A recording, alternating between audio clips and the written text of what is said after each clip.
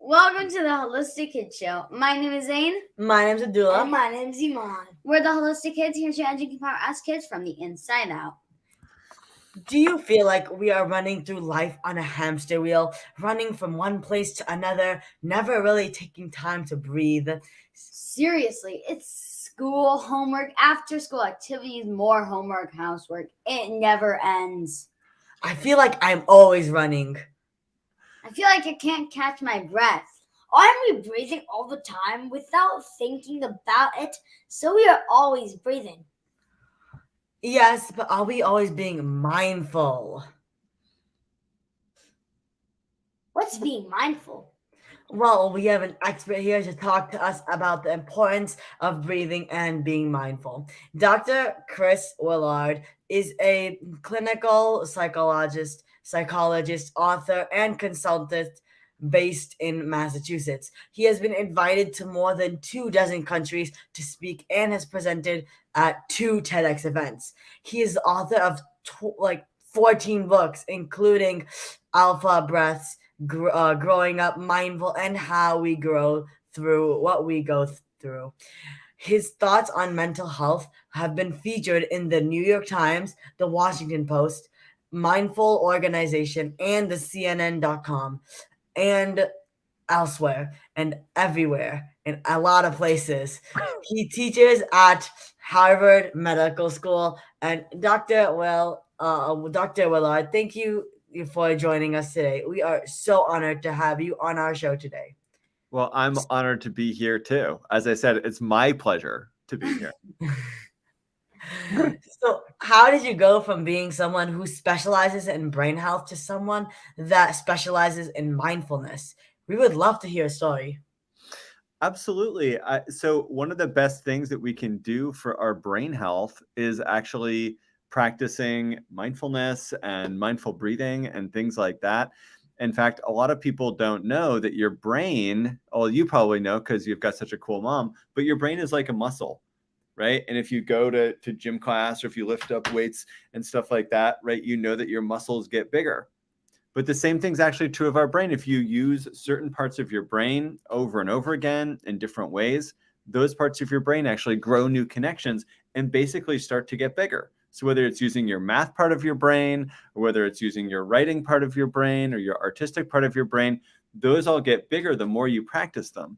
And we can also, when we practice mindfulness, there's a few things that happen to our brain where it grows and makes new changes here in the prefrontal cortex. You don't have to remember all this. And over here in what's called the insular cortex. And that's really where we are kind of have our smarts. We manage our emotions. We understand other people and where they're coming from. We take perspective. We deal with our impulses. So many important things are happening in those parts of the brain that we get that workout when we practice mindfulness. That is amazing. Amazing. Let's start from the beginning. What exactly is mindfulness? There's so many different ways to think about what mindfulness is. And there's all kinds of like fancy definitions that grownups and doctors and stuff use, like, paying attention to the present moment or the here and now with acceptance and non-judgment, or just being aware of what's happening on purpose. Or I like to just even sometimes say, just knowing what I'm doing as I'm doing it. Because there's so often that I will be reading a book and think, wait, I just read 3 pages. What was I even reading? Or I'll be like eating while I'm watching TV and thinking, I didn't even taste that food. Where did all that popcorn go? Or these other things that we do when we're not really paying attention. And then we just miss out on so much. So sometimes I think of mindfulness as just knowing what we're doing as we're doing it. So you have written amazing books about breathing. I'm only breathing all the time, and if you're not, then please breathe. That's excellent advice. So why do we have to learn about breathing? And if my body's already doing it on its own, otherwise I would be dead. Absolutely. So I think it's a very important message to always be breathing. I think you make a great point. But what's really interesting is that your breath actually, the way you breathe changes how you feel. And a lot of people don't know that. So I heard someone say that your breath is kind of like a remote control. and it can turn the volume down on like the alarm system and the big overwhelming emotions in your brain, and it can turn the volume up on happier emotions in your brain and help you start to calm down and feel better. And so what we have in our bodies and in our lungs is we have different, they're called nerves and nerve endings in the top of our lungs and the bottom of our lungs. And that's actually where our body sends signals and stuff like that. So when you breathe really shallow, like, I know there are times maybe that you breathe like that. For me, it's like when I'm feeling nervous or I'm feeling stressed or I'm overwhelmed or I'm anxious or I'm running late or something's stressing me out or I'm doing too many things at once, then I breathe too shallow, short and shallow. But if I'm relaxed and I'm focused, I've noticed my breath is longer, slower, and deeper. So if you breathe short and shallow, it's kind of like telling your body to call 911 and go into freak out mode, have some big emotions, go into panic. But if you breathe really slowly and deeply, then it actually kind of the air, what happens is it hits these different, what are called nerve endings that are kind of like buttons in your body. And what I like to say is it's like, that's where the reset buttons are, is at the bottom of your lungs. And I don't know if you guys play much on your screens or video games or watch TV or things like that, but I used to work in tech support. And when things would break, we'd say, restart your computer, reset the system. And so we can reset our body system also by hitting that reset button way in the bottom of our lungs, just by breathing a little bit more slowly and deeply, taking about maybe 5 or 6 breaths in a minute. And that really changes how we feel and helps us feel calmer and more focused. And when you can change your breath, you can change your body and you can change your brain and you can change how you deal with your impulses and your emotions and your attention and be able to have a little bit more, I don't want to say control over those, but really have a little bit more control over those. We have been living in a world with chronic stress. Does chronic stress lead to problems? It absolutely does. The more stress that we're under, the worse that is for our bodies and our brains and our relationships. And to me, those are some of the 3 most important things in our lives. And that's what makes us healthy. Healthy bodies, and stress makes our bodies less healthy, and we're more likely to get sick when we're stressed out. And if we get sick, we're more likely to stay sick when we're stressed out. Stress also impacts our minds, our brains, so that we're in a worse mood and we feel more anxious and worried and we feel sad and things like that. And our brains just don't work as well for things like school. And lastly, stress really impacts our relationships. It makes it harder to make friends, to keep friends, to trust other people, and to have them trust us. And what's called the social engagement system stops working, and we stop understanding people as well. And so it really impacts us in negative ways. There's one other kind of part of our life that makes us healthy and unhealthy, and that's also like our spiritual strength. So it's also, for some people, that's really important in their lives. And so that's something to consider too. And stress can also make it harder to feel connected in spiritual ways too. So how can us kids lower our stress? And should we tell our teachers to stop giving us homework? You can try. Well, you know what's really interesting? Here's a fun fact that you should tell your teacher. There's 2 countries in the world that have the best school systems. One is Korea and one is Finland. And in Finland, they have almost no homework until kids are 11 or 12 years old. And in Korea, South Korea, they have almost the most homework in the entire world. And yet they're the 2 best school system countries in the world. So it's something to think about. But there's other ways, if you've got a teacher that's still going to give you homework, to deal with your stress and help yourself calm down. And that is through things like breathing. And so finding ways, if you do have a lot of homework and you're feeling frustrated or focused or overwhelmed, you can find a way to hit that reset button in your body and in your brain, and then you can focus a little bit better. It actually makes your brain start working more, making new connections. And it's really simple to find some ways to slow your breath down. Do you want me to share a couple with you? Sure. Yeah. Sure. Cool. So I actually brought, this is a book that I wrote with my friend Daniel. It's called Alphabreaths, and it's got some just fun breathing techniques in it that can just help you to slow your breath down. So one of my favorites is the hot chocolate breath. Do you three like hot chocolate? Yes. Does your mom let you drink it? Because I know she's pretty healthy. Sometimes. We Sometimes. eat the healthy ones. With mushrooms. Hot chocolate. Mushrooms. The thing with mushrooms. Oh. the So maybe you chocolate can milk. think about hot chocolate, or Yeah. maybe you can think about soup or some other wonderful recipe that your parents would make. And if you imagine you're just holding it up like this, just imagine you're holding up your soup or your hot chocolate, all right? And it's Okay. really, really hot. What do you have to do? Oh, wait. Ah. I thought we had thrown it on You the can ground. breathe in like you're smelling. Blow out, cooling off. Breathe in, smelling. And blow out, cooling off. And then you can take a sip of your hot chocolate or your soup, or it can even be pizza, right? Anything that's too hot. And that way of breathing, just like you've got hot chocolate or pizza that's too hot, that's actually what calms your whole body down, calms your brain down, and tells it to focus and be able to pay attention in different ways. So that's a fun way of breathing. I also, with a friend of mine and a martial arts expert, we made this deck of cards called Train Your Mind Like a Ninja. And it's got all these different ninja techniques in it. And I need to send a copy to your mom. But it's got different things like ninja breathing, for example.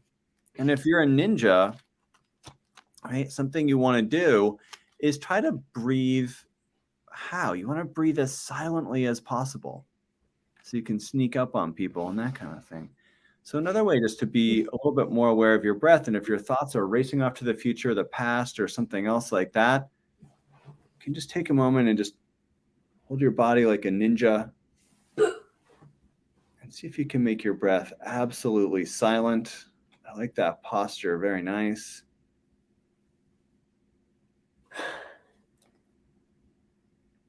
And then you can let your breath make a little more noise again, but it's a way of focusing your breath and your attention, and it starts to settle down your emotions, your big feelings in some different ways. So these are just a few kind of fun ways to be a little bit more aware of your breath that can help your stress out. And then maybe give you the confidence to talk to your teacher and say, how about a little bit less homework?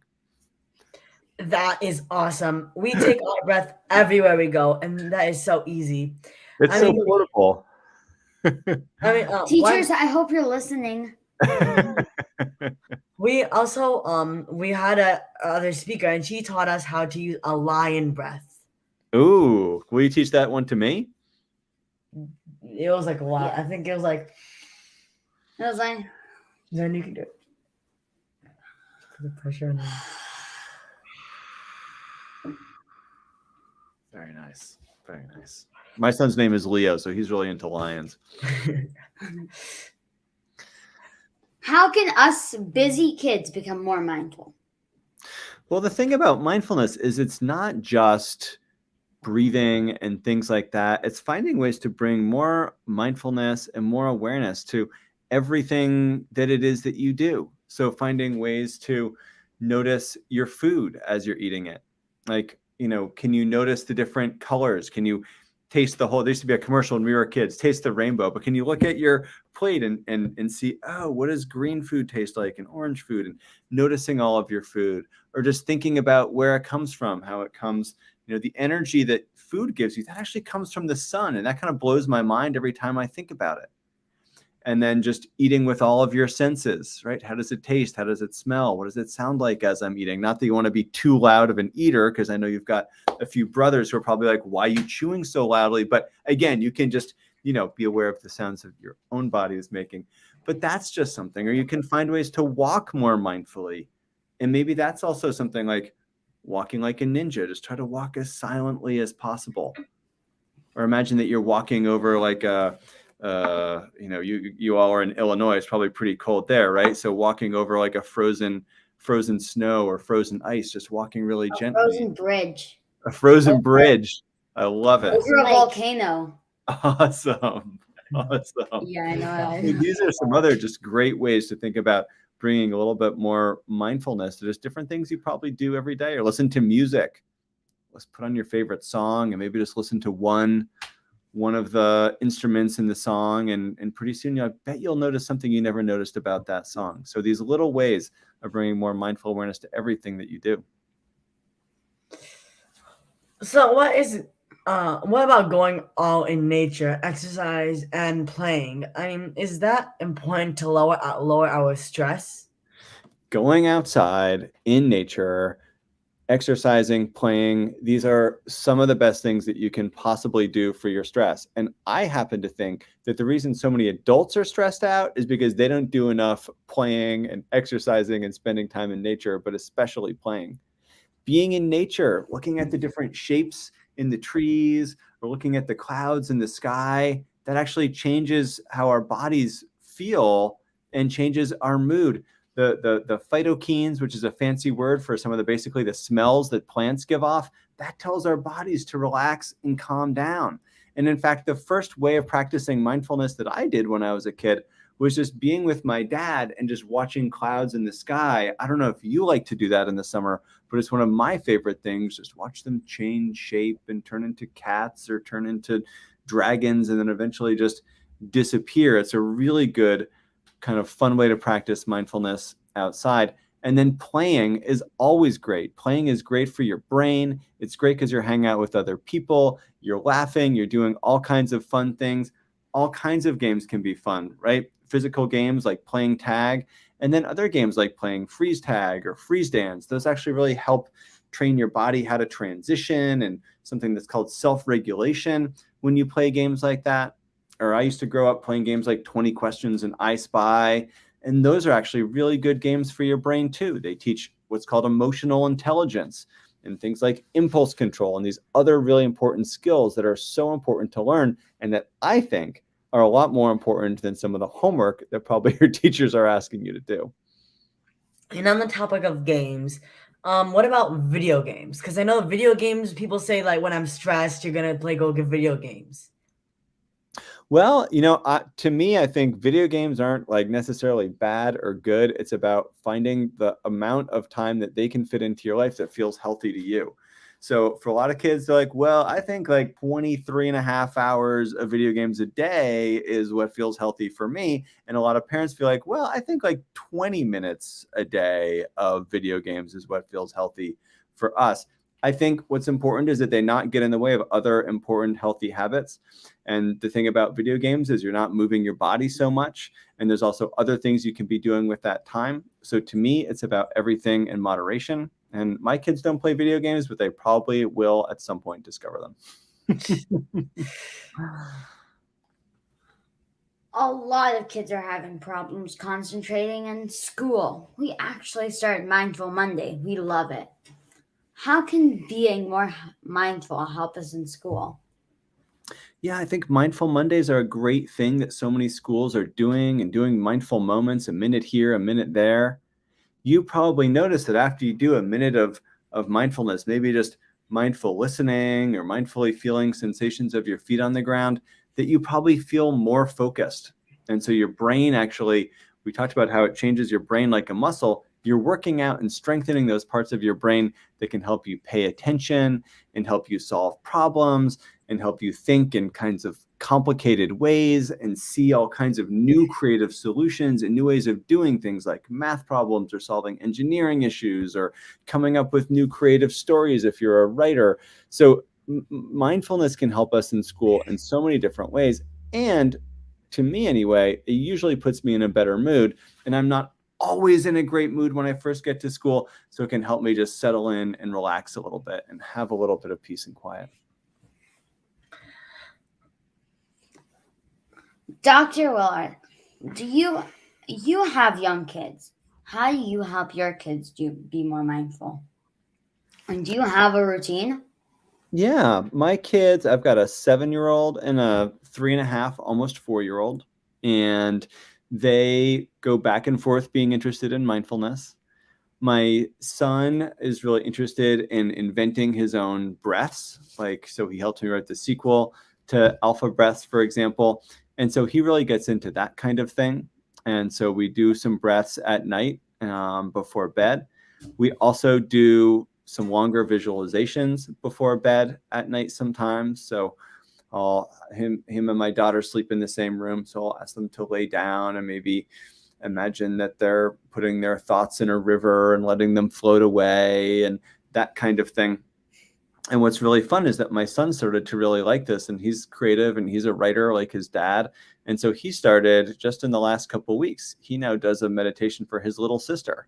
So he guides her in a little meditation a lot of nights when she's having trouble sleeping, which is about the best parenting moment I've had in my life when he started doing that. So that was pretty awesome. And then we also, every night, we do what we call roses and thorns, which is a gratitude practice. So we talk about a few roses from the day, things that were really fun. What was really fun today? Oh, I got to leave school a little bit early. And then it was we got to go sledding. And then we had macaroni and cheese for dinner. Right. And then a thorn. Well, I spilled something on myself in the morning and I was kind of embarrassed in school. And then a bud for tomorrow is something we're looking forward to. Well, tomorrow I'm looking forward to having a swimming lesson after school. So we do roses and buds and thorns. So those are a few things that we do together as a family. I love the hot chocolate breath. Do you have any other breaths for kids? Absolutely. I've got so many different breaths for kids. One of my favorites is the alligator breath. You can put your arms out like this if you want to, and then breathe in and breathe out. You can snap your jaws shut and breathe in and breathe out. Breathe in and breathe out. I also, one of my favorites I learned from my friend Daniel, who I write with, and he taught me about the superhero breath.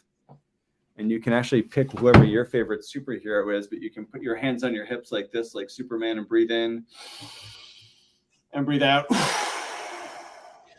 There's a Spider-Man breath. Breathe in and then breathe out. Your web, so you can make up your own breaths, and that gets really fun. And I'll be honest with you, I don't know if superhero breathing is actually very mindful, but I do know that it's very fun. That is great. And is it difficult to get kids to stay still? I mean, it's difficult for a mod here, and lots of kids. It absolutely is. And I think one of the things that's really cool about mindfulness is that for a long time, people thought mindfulness was something you have to always be standing perfectly still or sitting still to do. But actually, you don't have to. You can do mindful walking and mindful stretching and mindful movement and all kinds of other things, like, the alligator breath is moving and things like that. And so these can also just be helpful ways to be mindful while you're moving at the same time.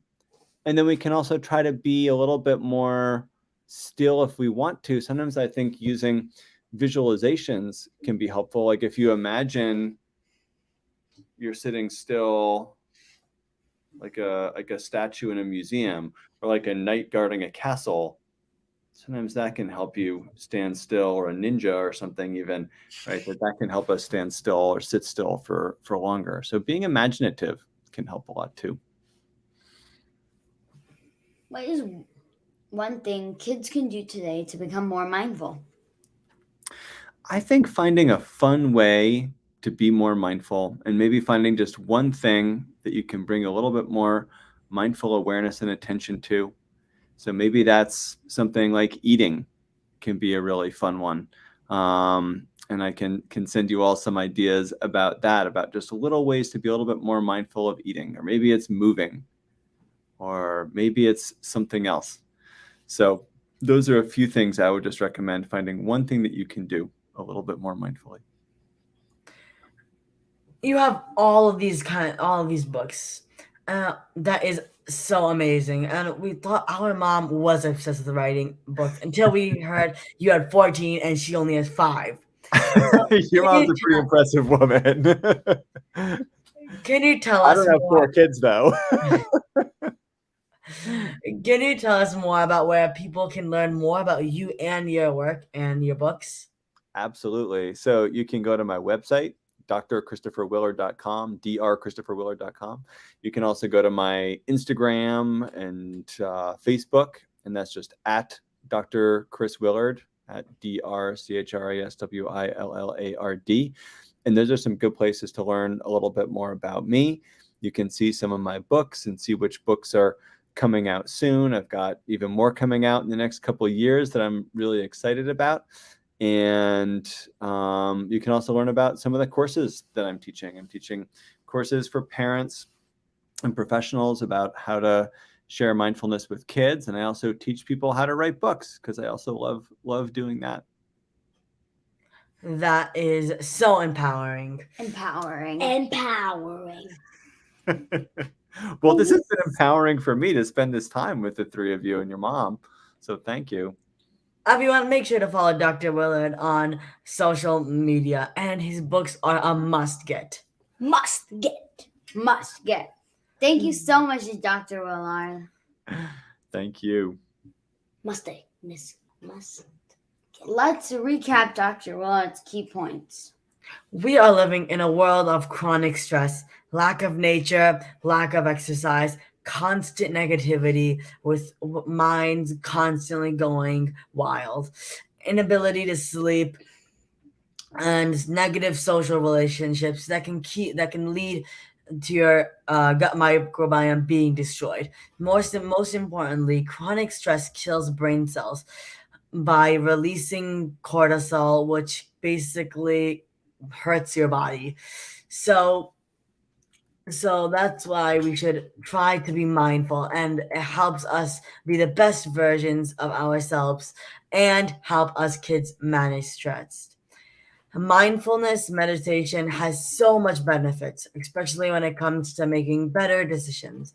You are less emotional reactivity, and gain empathy and help pay attention. Mindfulness meditation improves our brain health, emotional and social abilities.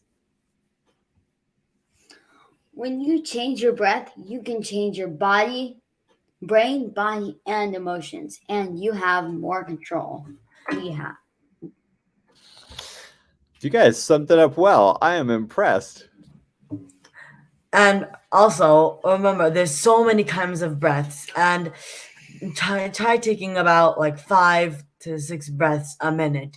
And there's a big variety of breaths, and pick one that's your favorite and try it right now, and go see Alphabreaths so that you can find out all of those.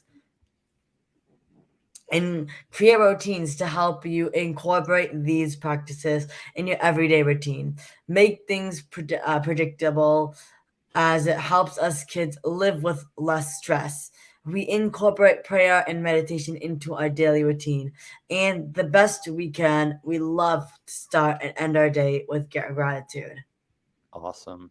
We've got a pretty cool family. Make sure to spend time outdoors every day. Make sure you move your bodies and eat well. And make sure to play.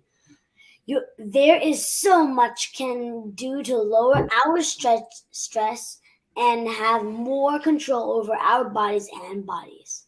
And brains. Thank you so much, Dr. Willard. Thank you. Thank you, everyone, for tuning in. Until next time, I'm Zain Ansari. I'm Abdullah. And I'm Iman. Follow my family online on social media, Holistic Mom MD, and look out for my mom's book, The Holistic RX, Your Guide to Healing Chronic Inflammation and Disease. And we are so excited to announce our mom's new books, The Holistic RX for Kids Parenting, Healthy Brains and Bodies in a Changing World, and the amazing children's book we wrote together called Adam's Healing Adventure. So check it out on Amazon. Yay! Kids need to learn from other kids. Please download our podcast on iTunes and leave a review so other kids and families can benefit. Join us to create a healthier future for all of us and the planet. Join us next week for another episode of The Holistic Show. We're kids empowering kids. Thank you, everyone. Thank Thank you, you, everyone. everyone. Thank you.